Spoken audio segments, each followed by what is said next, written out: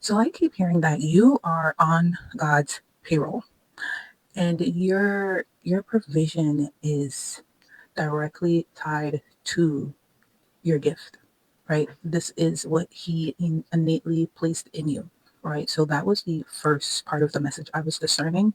And the second part of the message I was discerning is that you have some divine provision that is owed to you. Like this is back pay for the work that you have been doing. Right. And a part of this is not from your own effort. This is for some things that you have done that went unseen. Maybe you gave to people when you yourself didn't have it. So now you are on God's payroll. I'm getting payback. This is payback, but in a good way. Right. So in terms of your assignment, the payroll doesn't mean, this is passive provision. So you are employed by heaven. Right. You take direct orders from God. Right? Holy Spirit is your boss, your CEO, right? And employees have instructions, assignments, deadlines, stewardship, and accountability. So that's what you're learning. That when you are working for God, that the money doesn't just fall on your lap, right? Your divine assignment comes with divine provision and responsibility, right? And as a employee, right, someone working for God in your divine assignment, right, you are learning that, you she works hard for the money. Like you're learning that it's not something that is going to come easy, right? That God required. I'm getting, Holy Spirit has a certain code of ethics that those he employs must follow, right?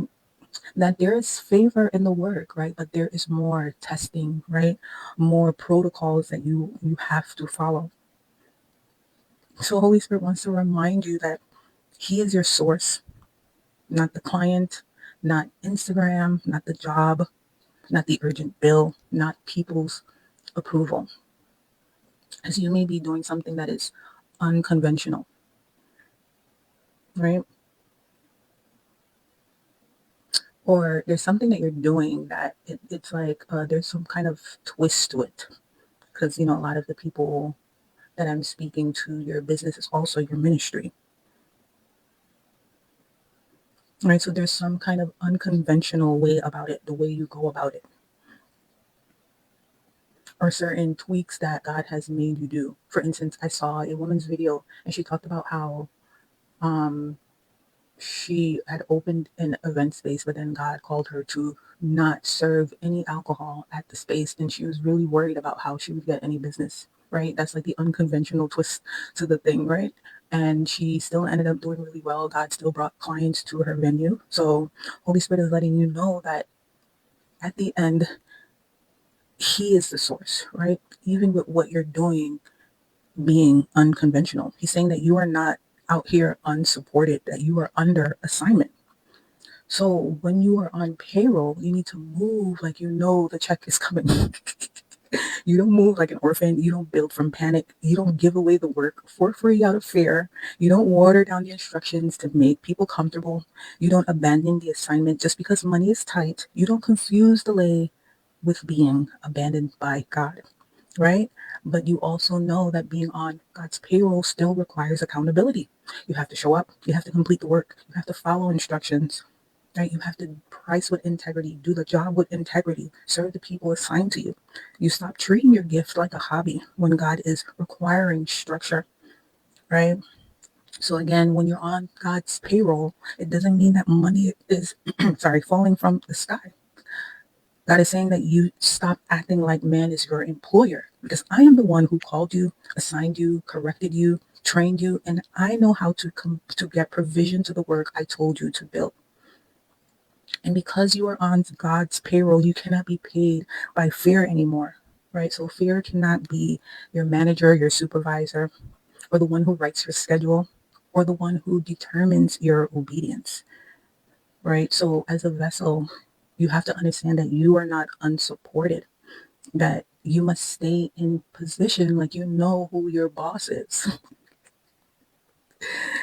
So your business, your assignment, and your obedience is being brought under God's government, right? So everything you do has to be managed by his instruction, not by your fear, right? So your obedience has to be bigger than your fear, right? So Holy Spirit showed me Romans chapter 12, verse 11, not slothful in business, fervent in spirit, serving the Lord, right? So you can't be lazy in business, passive in spirit, not serving money, not serving panic, not serving people's approval, that you serve the Lord through the work, right? Because you are on God's payroll, right? And that you are being corrected into the posture of a woman who understands that her business is not separate from her service to God. Your business is not just where you make money, it is where you serve the Lord because it belongs to Him. It has come into order. So everything within that business has to come into order: the price, the offer, the schedule, the delivery, your nervous system, and your fear around provision. So Holy Spirit is saying, work like you know who your true employer is. Okay. And your labor is not in vain, right? But you cannot be on God's payroll and still let fear clock you in every morning.